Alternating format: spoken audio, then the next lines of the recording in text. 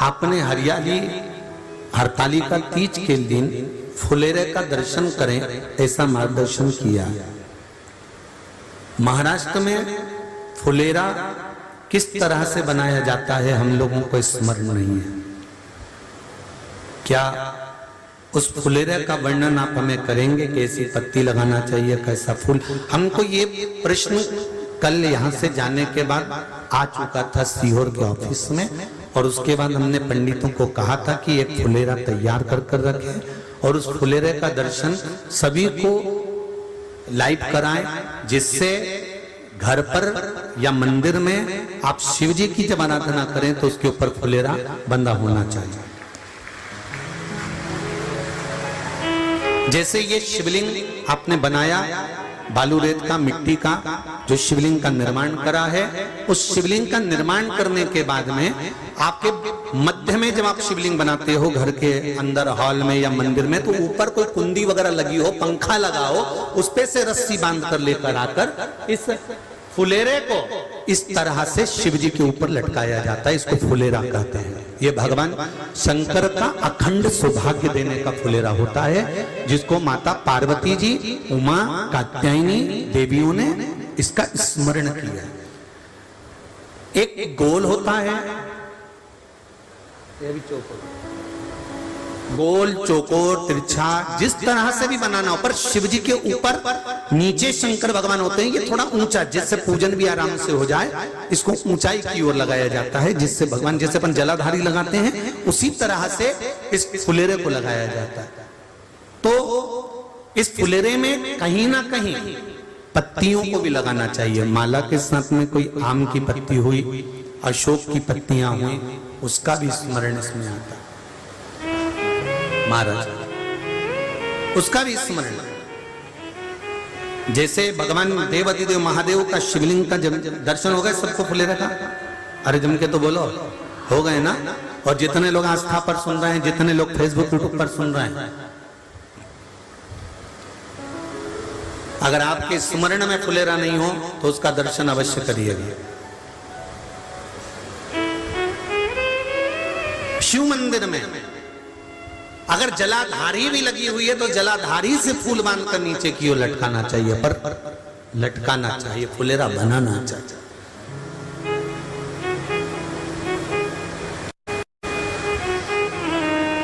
सात फल हैं फुलेरा। कितने फल हैं? 7। ध्यान दीजिएगा। पहला, फुलेरा जो नारी व्रत करती आती है और व्रत कर्म उसका चलता रहता है, उस व्रत कर्म के अंतर्गत मान लो किसी कारणवश बीमारी में, कोई गमी के अंतर, कोई सूतक सावड़ के अंतर्गत अगर नारी पूजन नहीं कर पाती है, पूजन नहीं कर पाई और उसने केवल फुलेरे का दर्शन ही कर लिया, अपने पलंग पर पड़ी पड़ी भी फुलेरे का दर्शन कर लिया है, तो नारी को हरतालिका तीज के व्रत का फल प्राप्त हो जाता है। 7 फल हैं भगवान शंकर के हरतालिका तीज के फुलेरे का। पहला फल व्रत का मूल। दूसरा, यदि कोई नारी आई और उसके संतान नहीं, 10 साल, 8 साल, 5 साल, 6 साल, 7 साल, 12 साल, 15 साल हो गए, उस फुलेरे का मात्र स्मरण कर कर एक पुष्प भी उसने अगर हल्दी कुंकू का लगाकर उस फुलेरे का टच कर कर भगवान शिव के पावन चरणों में रख दिया है और विनती कर कर गई है, तो अगला फुलेरा वो खुद बनवाती है, उसकी गोदी में संतान आ ही जाएगा। अगला फुलेरा वो खुद बनवाएगी, के जाएगी, जी अगली बार फुलेरा मेरी तरफ से बनवा देना, मंदिर में फुलेरा मेरी तरफ से लगवाना, अगली बार जब तुम पूजन करो तो फुलेरा मेरी तरफ से बनवाना। ये फुलेरे का महत्व। तीसरा, महाराज हम कोई दान, गौदान, हरतालिका तीज की किताब है आपके यहाँ, जो लोग पढ़ते होंगे हरतालिका तीज की किताब, उसमें लिखा है ब्राह्मण देव को ये दान देना है, ऐसा दान देना है। अब कोई गरीब है, कोई साधारण है, नहीं है किसी की कैपेसिटी, नहीं दे सकता, तो क्या होता है? तो कहा हम गौदान नहीं कर पाते, हम स्वर्णदान नहीं कर पाते, हम वस्त्रदान नहीं कर पाते, हम मुद्रा दान नहीं कर पाते, हम अन्नदान नहीं कर पाते। हम ये सारे दान अगर नहीं भी कर पाते हैं तो शिव महापुराण की कथा कहती है तीसरा फल फुलेरे का है कि मात्र फुलेरे का दर्शन स्पर्श कर लेने से सारे दानों का पुण्य फल प्राप्त हो जाता है। ये तीसरा फल फुलेरे। अब हरतालिका तीज का फुलेरे का चौथा महत्व है महाराज। चतुर्थ महत्व हरतालिका तीज के फुलेरे का है जो कुंवारी कन्या हरतालिका व्रत करती है, पहली बार जो हरतालिका तीज का व्रत करती हैं या हरतालिका तीज का उद्यापन कर देती हैं या किसी कारणवश शरीर ऐसा नहीं रहा कि बिना पानी के नहीं रह सकती तो 2 बूंद अगर उन्होंने पानी भी पी लिया है या कोई कारणवश एक कुछ गलती हो भी गई है तो मात्र फुलेरे का दर्शन कर लेने से वो गलती शंकर स्वीकार कर कर उसको क्षमा कर देते हैं। ये चतुर्थ भाव के अंदर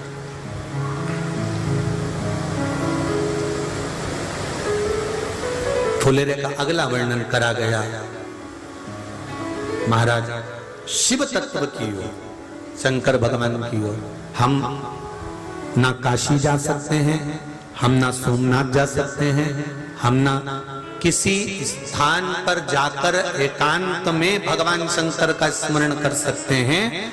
मान लो हमें एकांत में बैठकर शिव की भक्ति करना है, किसी मंदिर में किसी देवालय में जाकर भक्ति करना है तो फुलेरे का मात्र दर्शन करने से, पूजन स्मरण करने से उस भक्ति का फल भी हमारे खाते में आ जाता है।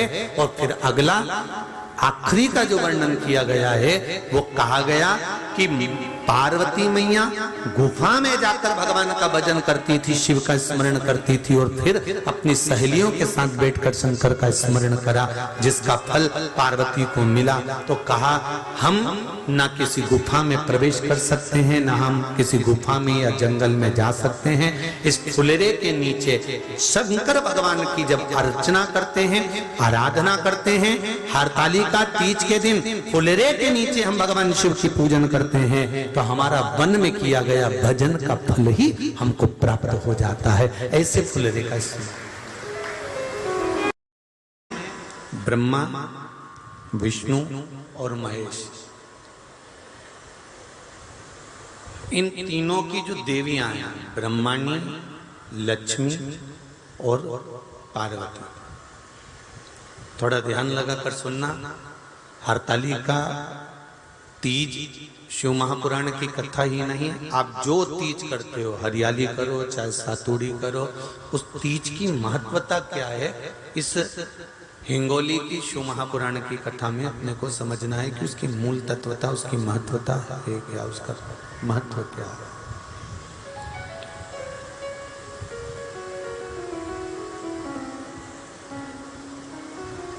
भगवान ब्रह्मा, भगवान विष्णु और भगवान शिव,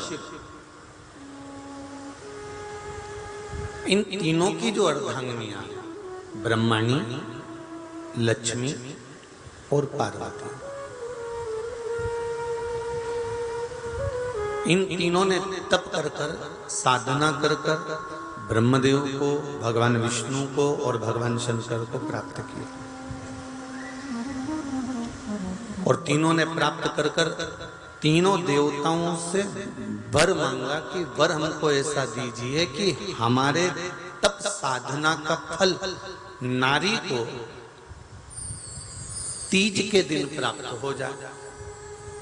अब देखिए जरा, एक ही व्रत से, एक ही उपवास से उसको संपूर्ण तप साधना का फल प्राप्त हो रहा है, संपूर्ण तप साधना का फल उसको मिल रहा है। मात्र एक व्रत से, केवल एक व्रत कर रहे हैं और संपूर्ण तप साधना का फल उसको प्राप्त हो रहा है। ऐसा कोई व्रत, ऐसी कोई साधना, ऐसा कोई शंभो शरण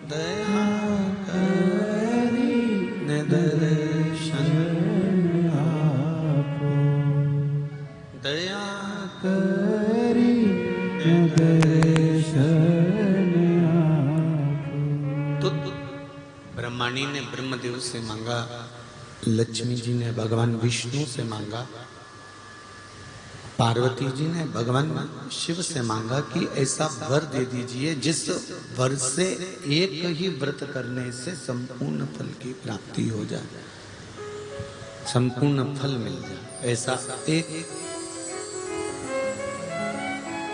व्रत का फल दे दीजिए, मात्र एक व्रत का।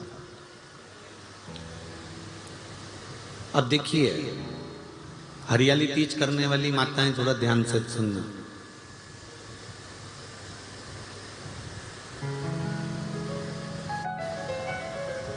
हरियाली तीज जब माताएं करती हैं तो एक हरियाली तीज, एक गणगौर की तीज,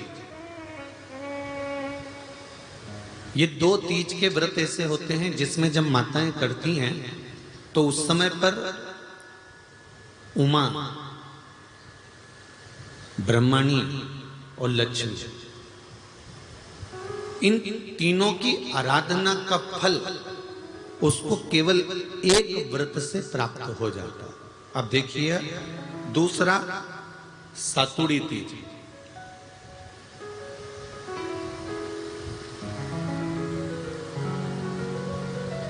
इसमें उमा और महेश्वर, उमा और महेश, ब्रह्मणी और लक्ष्मी,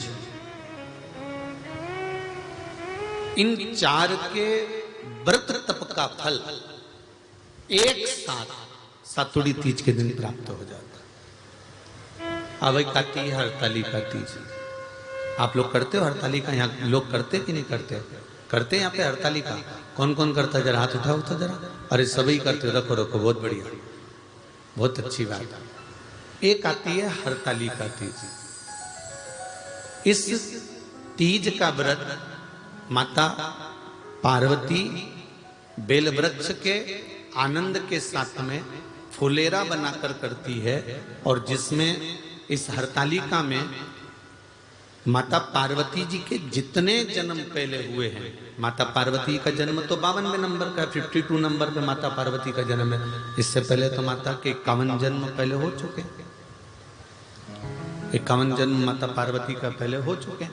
तो वो जितने जन्म माता पार्वती पूर्व में ले चुकी हैं, ब्रह्माणी जितनी बार ब्रह्मदेव के साथ में विराजमान हो चुकी हैं, इंद्राणी जितनी बार इंद्र के साथ विराजमान हो चुकी हैं, और लक्ष्मी चाहे वो राधा के रूप में हो, चाहे वो रुक्मणी के रूप में हो, चाहे वो सतभामा के रूप में हो, चाहे वो यमुना के रूप में हो, चाहे वो गंगा के रूप में हो, जितनी बार माता लक्ष्मी ने रूप धारण करे हैं वो सब रूप में, और माता पार्वती अपने सारे रूप में, ब्रह्मणी अपने सारे रूप में, लक्ष्मी अपने सारे रूप में इस हड़तालिका तीज के व्रत को करने के लिए आतुर रहती हैं। और इस व्रत को कर एक दिन में ही संपूर्ण विश्व का जितना तप है, साधना है, उपवास है, सबका फल एक साथ एकत्रित कर लेती हैं केवल एक व्रत में, हड़तालिका तीज। अब एक बात ध्यान से सुनिएगा, सारे व्रत, आपका अगर स्वास्थ्य खराब हो गया तो आप व्रत छोड़ सकते हो। जितने भी व्रत आप लोग कर रहे हैं पूर्व के, सोमवार, मंगलवार, एकादशी, छठ, पंचमी, चतुर्थी, अगर आपका स्वास्थ्य खराब है तो आप उस व्रत को छोड़ सकते हो, सारे व्रत को छोड़ सकते हो। पर तीज का जो व्रत होता है, हरतालिका जो व्रत होता है, ये व्रत एक बार लेने के बाद जब प्राण छूटते हैं तभी ये व्रत समाप्त होता है, अन्यथा बीच में ये व्रत समाप्त नहीं।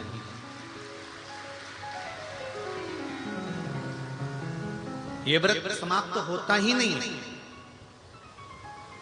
अगर शरीर से नहीं बनता कि अब हमारी अवस्था हो गई, अब शरीर से नहीं बन रहा है, तो भले एक पहर की पूजन कर कर, एक पहर का नियम धारण कर कर, एक पहर का स्मरण कर कर, एक पहर का पूजन व्रत धारण करो, और उसके बाद में भले आप थोड़ा सा जो भी आपको लेना है वो कर लो, पर इस व्रत को करना ही पड़ता है। इस व्रत का नियम ही यही है। इस व्रत की जिएगा इस व्रत शिव महापुराण कथा को, कि व्रत बहुत बड़ा है, बहुत बड़ा व्रत है, तो उसको छोटा करने का भी तो तरीका शास्त्रों में कहा गया है।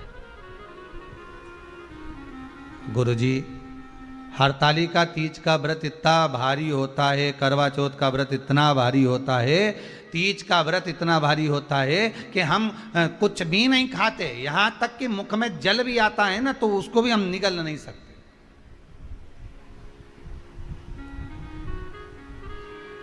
अब इतना भारी व्रत, और शास्त्र कहता है कि हरतालिका तीज का उद्यापन तो पहले होता ही नहीं, एकादशी का तो हो जाता है। और यहां तो हरतालिका तीज का, अब एकादशी का तो आप 26 एकादशी जब आपकी पूरी हो जाए, 3 वर्ष बाद अधिक मास आ जाए, 26 पूरी एकादशी का व्रत कर लो, तुम 11 पे करो, तुम्हारी मर्जी पड़े, 26 एकादशी पर जब व्रत करोगे तो ये आपके ऊपर है, 26 पर करो। पर हरतालिका तीज का जो व्रत है, इसका उद्यापन तो ना तो पहले होए, और इसका उद्यापन ना 13 वर्ष के पहले होए। इसका उद्यापन तो जब तक कन्या हो, चाहे स्त्री हो, चाहे नारी हो, चाहे पुरुष हो, हरतालिका तीज का अगर उसको उद्यापन करना है तो 13 वर्ष तक तो आपको व्रत करना ही पड़ेगा, उसके बाद ही इसका उद्यापन होता है।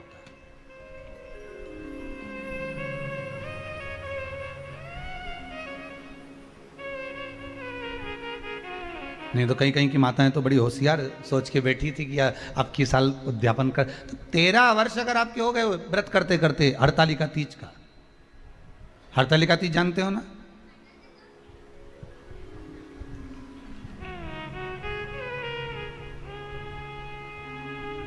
तेरह वर्ष अगर आपके हो गए भगवान की भक्ति को धारण करते करते, 13 वर्ष अगर आपके हो गए हैं भगवती स्मरण करते करते, उसके बाद में आप बड़े प्रेम से, बड़े आनंद से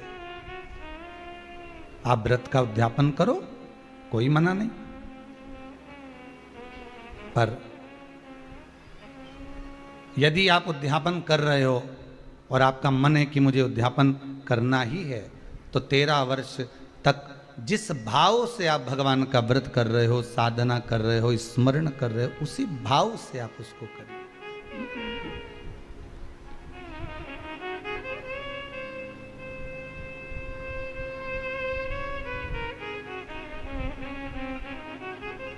गणेश चतुर्थी के एक दिन पहले आ जाती है, सहज भाषा में समझ लो तीज को, हस्त नक्षत्र तृतीया।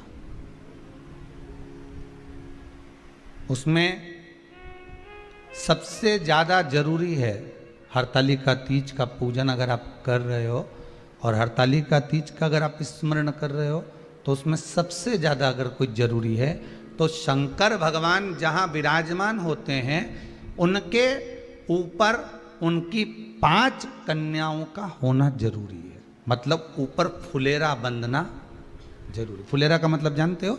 एक जैसे शंकर भगवान नीचे विराजमान है और ऊपर जो जलाधारी बनती है ना, तो जलाधारी की जगह पर शंकर भगवान की हरतालिका तीज के दिन जब नारियां पूजन करती हैं, माताएं पूजन करती हैं, कन्याएं पूजन करती हैं, तो उस पर जलाधारी की जगह फुलेरा बनता है, मतलब फूल की मालाएं उसमें लटका दी जाती है। अब कितनी माला लटकाना चाहिए? प्रयास करना चाहिए कम से कम 5 माला उसमें होना जरूरी है, और 5 से ज़्यादा भी लटकाओगे चलेगा, पर 5 से कम नहीं होना चाहिए फुलेरा। 5 कौन कौन है ये? जया, विषहरा, सामरीवारी, दौतली, देव। शंकर भगवान की 5 बेटी है। इससे अधिक अगर आप लटका रहे हो तो शंकर भगवान की और भी बेटियों का व्याख्यान है। मनसा है, अशोक सुंदरी है, ये शंकर भगवान की पुत्रियां, नर्मदा जी का स्मरण आ जाता है, नर्मदा है। तो ऐसा बेटियों का तो आप ज्यादा लटकाओगे चले जाएगा, पर कम नहीं। जैसे हरतालिका तीज का जो उद्यापन होता है, उद्यापन में सबसे मुख्य चीज क्या होती है कि जो भी आप वस्तु दान दे रहे हैं, जो भी आप वस्तु समर्पित कर रहे हैं, हरतालिका तीज के उद्यापन में जो भी सामग्री आप दे रहे हैं वो 5 होना चाहिए। जैसे फुलेरा का वर्णन किया कि फुलेरा 5 माला से ज्यादा होगा चलेगा, पर 5 से कम नहीं, अधिकता में। पार्वती, मैं तुम्हें प्राप्त हुआ हूं, यह हरतालिका तीज के व्रत का फल है। शिव जी कहते हैं पार्वती, जो नारी हरतालिका तीज के व्रत का स्मरण करती है, फुलेरा जो बांधा जाता है उसमें 5 माला से ज्यादा माला लटकना चाहिए, 5 से कम नहीं। कितनी? जैसे माला जो लटकाते हो वो 5 से ज्यादा होना चाहिए। 5 तो जया, विषहरा, शामली बारी, दौतली, देव, इससे अधिक होगी चलेगा, पर इससे कम फुलेरे के अंदर माला नहीं होना चाहिए महाराज। दूसरा, फुलेरा जहां हरतालिका व्रत हो वहीं पर बांधा जाता है। हरतालिका तीज का व्रत एक ऐसा व्रत होता है जो मरते दम तक रहता है। इस व्रत को छोड़ा नहीं जाता। ये नहीं किसी और वाले गुरुजी ने कहा और अपन ने एक बार कर लिया और अगली बार वो व्रत गायब हो गया, ऐसा नहीं होता। हरतालिका तीज अखंड सौभाग्य के लिए, वंश वृद्धि के लिए, कार्य सिद्धि के लिए और कुंवारी कन्याएं उत्तम वर प्राप्ति के लिए, आनंद सुख के लिए करती हैं। ऐसा नहीं है कि केवल स्त्री ही करती है। जब नारी किसी कारणवश व्रत नहीं कर पाती तो पुरुष इस व्रत को धारण करते हैं। तारीख को हरतालिका तीज रहेगी। आप सब अपने हृदय से, मन से इस व्रत को कर कर अपने जीवन को सार्थक बनाइएगा। जो करते हैं, कितने लोग करते हो जरा हाथ उठाइए। हरतालिका तीज इतने सारे करते हो, अरे वाह वाह, कर लो, प्रणाम प्रणाम, आपको बहुत बहुत नमन करता हूं, बहुत बहुत सारा। फुलेरा बांधते हो? नहीं, अब की बात बांधना। मंदिर में करते हो तो मंदिर में, घर में करते हो तो घर में। फुलेरा वंश की वृद्धि करता है, फुलेरा अखंड सौभाग्य देता है, फुलेरा मन की कामना को पूर्ण करता है। जो बेटियां जिनका विवाह नहीं हो रहा हो या बेटे जिनका विवाह नहीं हो रहा हो, वो 7 स्थान पर कहीं फुलेरा बंधा हो तो फोन लगाकर पूछना कहां बंधा है, वहां का दर्शन करना। एक फूल में हल्दी कुंकू लगाकर शिव जी को चढ़ाकर फिर वहां से जाना। 7 स्थान के फुलेरे का दर्शन अवश्य करिएगा। जो व्रत नहीं करते हैं उनसे निवेदन है, कहीं हरतालिका हो रही हो तो वहां बैठकर अगर भजन हो रहे हो तो थोड़ी देर भजन गाने चले जाना। अपने मोहल्ले में, कॉलोनी में, सोसाइटी में कहीं हरतालिका तीज का व्रत हो रहा हो तो 2-4 मिनट जाकर दर्शन जरूर करना, जिससे भोलेनाथ आपका अखंड सौभाग्य करे और आपके मन की कामना पूर्ण करे।